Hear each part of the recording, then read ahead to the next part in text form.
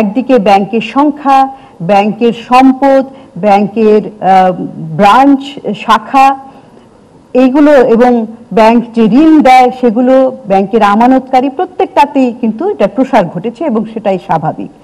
কিন্তু এর পাশাপাশি যেটা হয়েছে যে আজকে এসে আমরা এই যে বিতর্ক বিষয়টাও নির্বাচন করলাম, এটা কেন করলাম, যে ব্যাংকিং খাতটা এমন একটা দুর্বলতর জায়গায় পৌঁছেছে যে এখন আর আমাদের ব্যাংকিং খাত, আমাদের যে অর্থনৈতিক অগ্রযাত্রা, সেইটাকে সাপোর্ট দেওয়ার জন্য ভালো অবস্থায় নেই।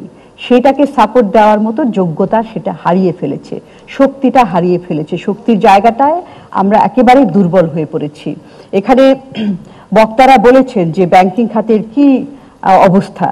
একটা গুরুত্বপূর্ণ সূচক হচ্ছে যে নন পারফর্মিং লোন, অর্থাৎ খেলাপি ঋণ।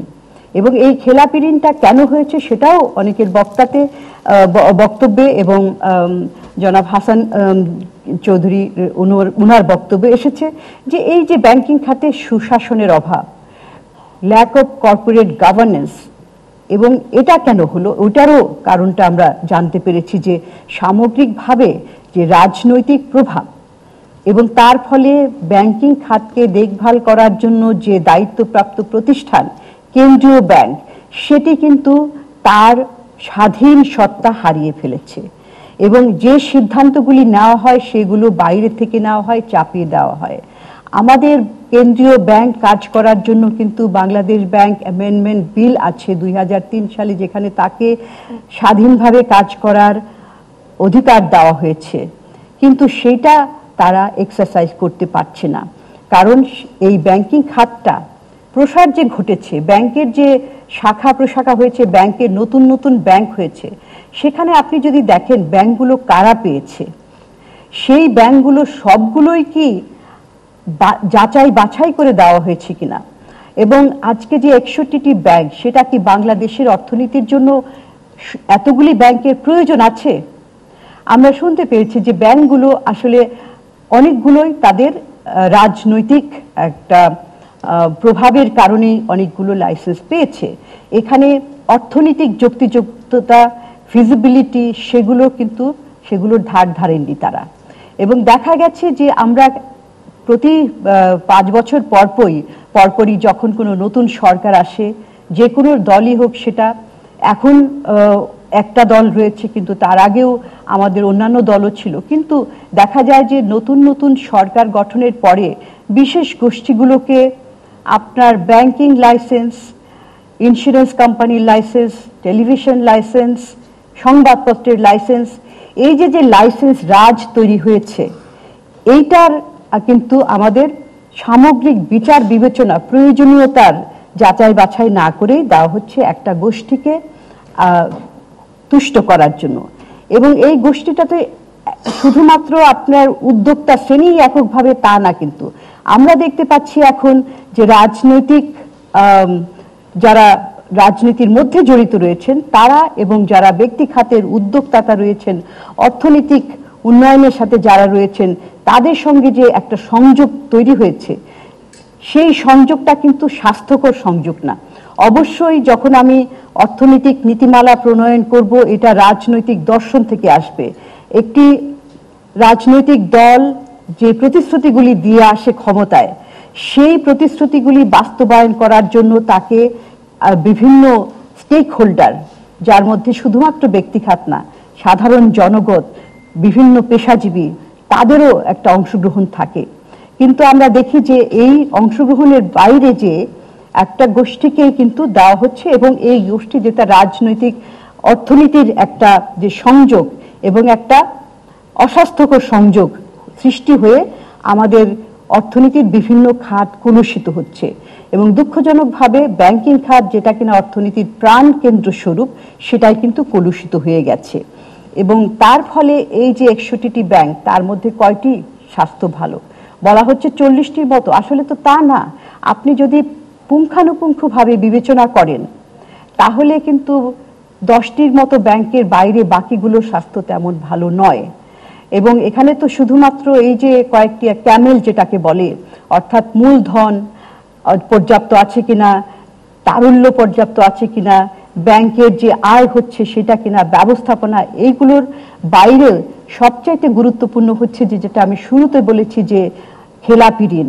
এবং এই খেলাপি ঋণটাও যেভাবে হিসাব করা হয় সেখানেও আমরা দেখেছি যে নীতি কিভাবে পরিবর্তন হয়, সংজ্ঞাটাকেই আপনার বদলে দেওয়া হচ্ছে, যাতে কিনা এই ক্লাসিফাইড লোনের সংজ্ঞাটা বদলে খেলাপি ঋণের পরিমাণটা কম দেখানো যায়। সেটাও কারা করছেন?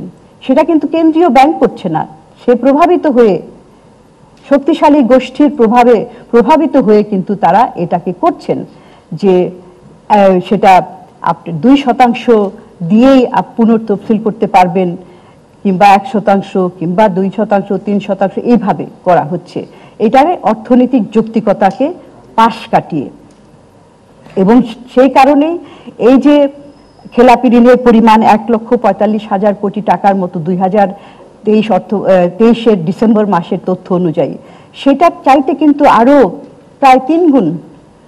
IMF বলেছে যে সেটা 3,77,000 কোটি টাকার বেশি, সেটা একজন বক্তাও বলেছেন। সেটা কেন? কারণ কি এর বাইরে, খেলাপি ঋণের বাইরে যে ডিস্ট্রেসড অ্যাসেট রয়েছে, যেগুলো ফেরত পেতে বহু কাঠখড় পোড়াতে হবে, সেগুলোকে তো আমরা বিবেচনায় নিচ্ছি না। তো এইগুলো বিবেচনায় করলে ব্যাংকিং খাতের স্বাস্থ্যটা আসলে এতই দুর্বল যে এখন কেন্দ্রীয় ব্যাংক বিভিন্ন কর্মসূচি নিতে বাধ্য হচ্ছে। এর আগে আমরা দেখেছি ছোটখাটো স্পোরাটিক ছিটে ফোটা এখানে সেখানে করা হয়েছে চিন্তা ভাবনা ছাড়া।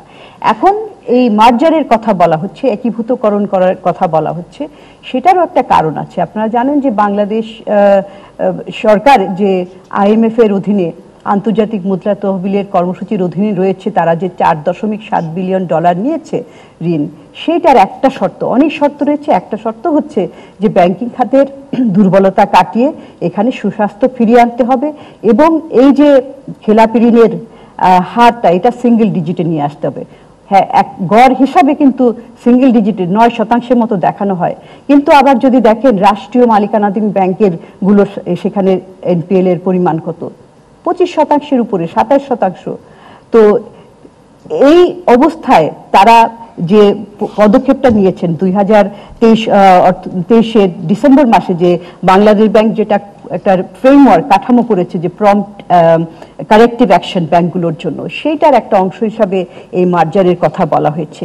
কিন্তু একীভূতকরণ করতে গেলে আসলে বিভিন্ন পদক্ষেপ নিতে হয়, একটা প্রক্রিয়া রয়েছে, এবং এই প্রক্রিয়াটার জন্য যথেষ্ট পরিমাণে প্রস্তুতি নিতে হয়।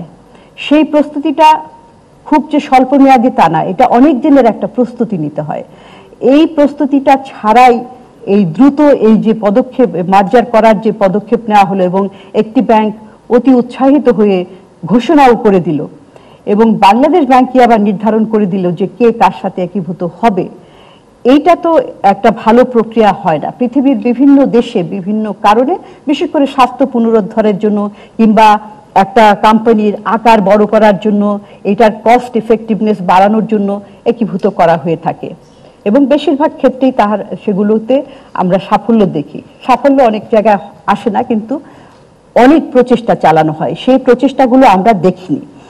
এবং যার ফলে কি হচ্ছে যে কেন্দ্রীয় ব্যাংক একটা প্রথমে তারা বলেছে যে আহ্বান জানানো হবে, কিন্তু আমরা দেখলাম যে আহ্বানের বদলে কিন্তু নির্ধারণ করে দেওয়া হয়েছে, এবং তারা এটাও বলেছে যে আহ্বানের পরে যদি সাড়া না দেয় তাহলে জোর করে নেওয়া হবে। কিন্তু মার্জার কখনো জোর করার বিষয় না। আপনি উৎসাহিত করবেন বিভিন্ন ব্যাংকে, তারপরে তারা আসলে বিভিন্নভাবে তারা যাচাই বাছাই করবে তারপরে। আর আরেকটা বিষয় এখানে বলা হচ্ছে যে একজন এখানে বলেছেন যে 70,000 কোটি টাকা লাগবে। প্রশ্ন হচ্ছে যে কেন টাকা লাগবে? আপনি তো একীভূত করছেন যে যাতে এই ব্যাংকগুলোকে আসলে লাভবান করা যায়।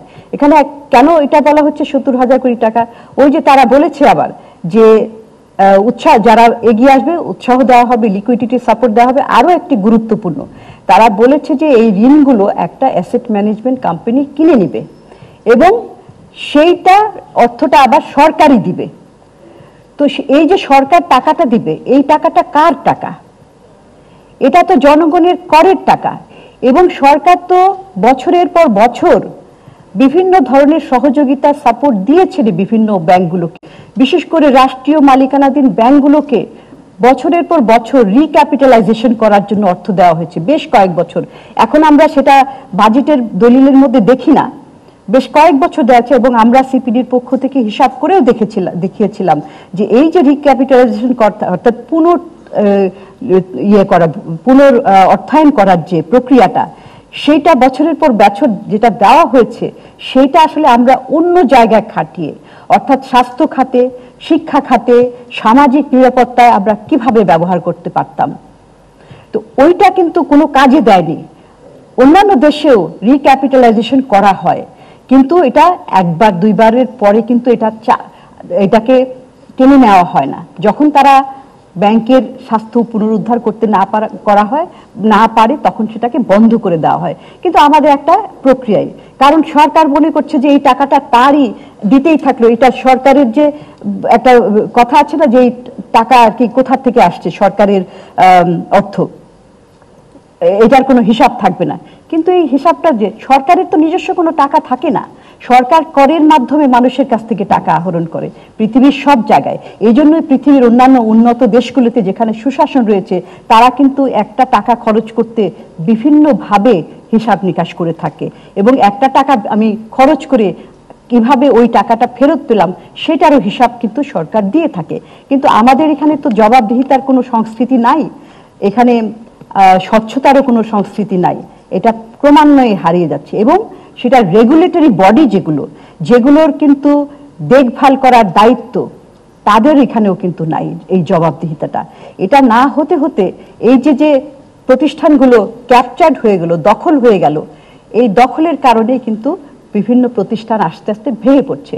এবং দুঃখজনকভাবে কেন্দ্রীয় ব্যাংক, যেখানে কিন্তু মানুষের অর্থ থাকে ব্যাংকিং খাতে, সেইটা কেন্দ্রীয় ব্যাংক তো দেখভাল করার মালিক, তাদের এই দুর্বলতার কারণে, একটা হচ্ছে দুর্বলতা কারণ তারা স্বাধীনভাবে দাঁড়িয়ে তারা মেরুদণ্ড সোজা করে দাঁড়ানোর মতো সক্ষমতা নেই। দ্বিতীয় হচ্ছে যে তারা সিদ্ধান্ত নিতে পারেন না সময় অনুযায়ী, সময় উপযোগী, যে সময়ের একটা বলা হয় সেই ধরনের সময় উপযোগী সিদ্ধান্ত তারা নিতে পারেন না। এর মধ্যে একটা অন্যতম উদাহরণ বর্তমানে যে আমরা এই যে মূল্যস্ফীতির চাপে জর্জরিত হয়ে আছি, 2 বছর থেকে আলোচনা হচ্ছে, 2 বছর ধরে এই 9% উপরে মূল্যস্ফীতির চাপ চলছে, কিন্তু আমরা দেখিনি যে কেন্দ্রীয় ব্যাংক তার একটা সঠিক মুদ্রানীতি দিতে পেরেছে। তারা এই এখন দিতে পেরেছে সেটাও কি আমাদের এই যে দাতা সংস্থা IMF তার চাপে পড়ে। তো সেখানে হয় আপনার অভ্যন্তরীণ চাপ, না হয় বাইরের চাপ। এই চাপ কেন আপনাকে নিতে হবে? আপনি তো জনগণের অর্থ নিয়ে কাজ করছেন, জনগণের মতামতটাকেই আপনি নিতে হবে, জনগণের সুখ এবং স্বাচ্ছন্দ্যের কথাটাই বিবেচনায় মাথায় রেখে নিতে হবে। সুতরাং মূল বিষয়টা যেটা আমি বলছি যে অনেক ক্ষুদ্র ক্ষুদ্র সমস্যা রয়েছে, সমস্যাটা কিন্তু একটা বড় জায়গায় রয়েছে। আসলে ওই বড় জায়গাটাতে হাত দিতে না পারলে আসলে সাফল্য আসবে না। এখানে আমরা দেখলাম যে শুরুর দিকে গত মাসেই মার্চ মাসে যে এই একীভূতকরণের ঘোষণা আসলো, বেশ আলাপ আলোচনা হলো, কিন্তু তারপরে এটা এখন কেন্দ্রীয় ব্যাংক পিছু হটেছে। এটার কারণটা একটা অন্যতম কারণ যেটা আমি শুরুতে বললাম যে প্রস্তুতি তো নাই, এবং প্রস্তুতি না নিয়ে জোর করে দেওয়ার একটা ব্যবস্থা হয়েছে। এবং তারপরে কি হচ্ছে যে এই যারা ভালো ব্যাংক খারাপ ব্যাংকের সাথে একীভূত হবে, খারাপ ব্যাংকগুলোর যাদের কারণে খারাপ ব্যাংক হলো পরিচালকরা, তাদেরকে কি করলেন যে আচ্ছা ঠিক আছে 5 বছর পরে তুমি আবার ফেরত আসতে পারো, এখানে তুলে ধরা হয়েছে সেটা। তো যাদের কারণে এই ব্যাংকগুলোর এই অবস্থা, ব্লিডিং হচ্ছে, তাদেরকে কেন আমি আবার সুযোগ দিব? তাদেরকে পুরোপুরি ব্যাংক পরিচালনার দায়িত্ব থেকে অব্যাহতি দিতে হবে। এবং তার পাশাপাশি আসলে আপনার শুধুমাত্র তো পরিচালক না, সেখানে ম্যানেজমেন্টের বিষয় রয়েছে। এখানে যারা ম্যানেজিং ডিরেক্টর, উচ্চ পর্যায়ের কর্মকর্তারা, যারা অফিসিয়ালস রয়েছে, কর্মকর্তা বৃন্দ রয়েছে, তাদের সাথে কি ধরনের রিস্ট্রাকচারটা হবে। বলা হয়েছে যে 3 বছর পর্যন্ত যারা দুর্বল ব্যাংকের যারা কর্মকর্তা তারা 3 বছর পর্যন্ত থাকবে, তারপরে আস্তে আস্তে একীভূত হবে।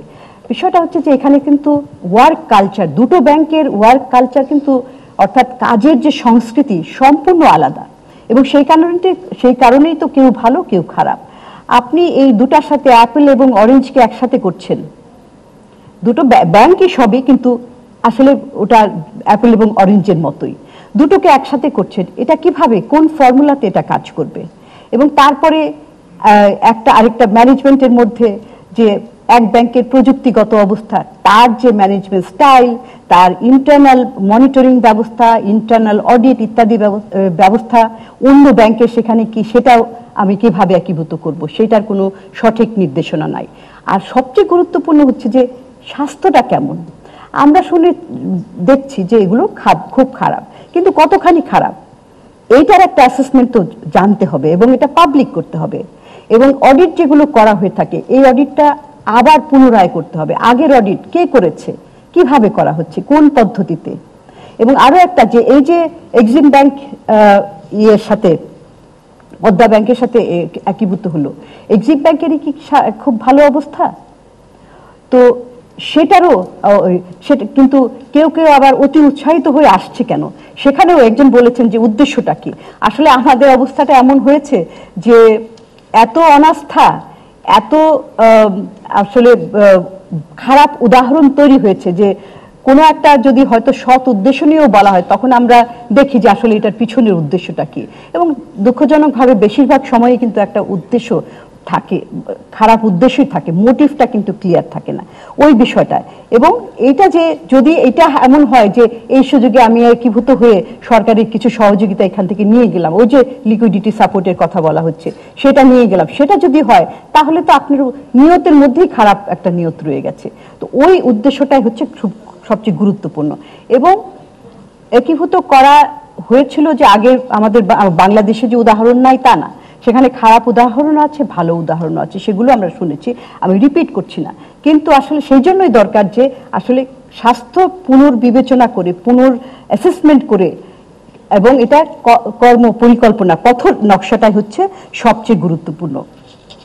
এবং আমরা যে পিছিয়ে আসলাম এটার জন্য আমাকে অনেক সময় অনেকেই প্রশ্ন করে থাকেন পিছিয়ে। আমার মনে হয় যে বক্তব্যের মধ্যেই পরিষ্কার যে আসলে প্রস্তুতির একটা বিষয় রয়েছে, এবং অ্যাকচুয়াল ফাইন্যান্সিয়াল রিপোর্ট ব্যাংকগুলোর, সেটি একটি গুরুত্বপূর্ণ। এবং যে ইন্টিগ্রেশন করতে গেলে, ব্যাংকগুলোর যে একীভূতন করতে গেলে যে চ্যালেঞ্জগুলোর কথা বললাম, মানব সম্পদের চ্যালেঞ্জ, প্রযুক্তিগত বিষয়ের চ্যালেঞ্জ, কর্ম সংস্কৃতির চ্যালেঞ্জ, এইগুলোর যদি আমি ঠিক না করি তাহলে কিন্তু আগের থেকে ঠিক না করলে সেটা আসলে চ্যালেঞ্জটা হবে না। আরেকটা বিষয় যে বাংলাদেশ ব্যাংক এখন কিভাবে পিছিয়ে আসলো, এখানে দেখা গেল যে কোনো ব্যাংকের থেকে আপত্তি জানানো হলো। একটা ধরেন সরকারি মালিকানাধীন ব্যাংক, তার সাথে যদি একটা ব্যক্তি খাতের ব্যাংক একীভূত হয়, তখন সরকারের ব্যাংকগুলো, সেখানে তো আপনার চাকরির নিশ্চয়তা রয়েছে, সেখানে তো আপনার চাকরি যায় না, আপনি কাজ ভালো করেন বা না করেন, অ্যাসেসমেন্টের পারফরমেন্স বেসড অ্যাসেসমেন্ট হয় না। তো এখন তাদের ভয় এসেছে যে যদি ব্যক্তি খাতের ব্যাংকের সাথে একীভূত করা হয় এবং সেই ব্যক্তি খাতের ব্যাংক যদি সত্যি ভালো অবস্থায় থাকতে চায়, তাহলে তো আপনার মানব সম্পদেরও একটা অ্যাসেসমেন্ট করতে হবে। তো কস্ট, এই যে ম্যানেজমেন্টের যে রিটার্ন অন অ্যাসেট, তারপরে আপনার যে ব্যাংকের যে ম্যানেজমেন্ট কস্ট, প্রোডাক্টিভিটি, এফিসিয়েন্সি, এইগুলো তো সবচেয়ে গুরুত্বপূর্ণ উপাদান একটি ব্যক্তি খাতের ব্যাংকের। তো ওইগুলো করার জন্য আসলে ওইগুলোর একটা ভয় সৃষ্টি হয়েছে। সুতরাং যেটা আমি বলছিলাম যে একই অবস্থায় না থাকলে আসলে এটা সফল হয় না।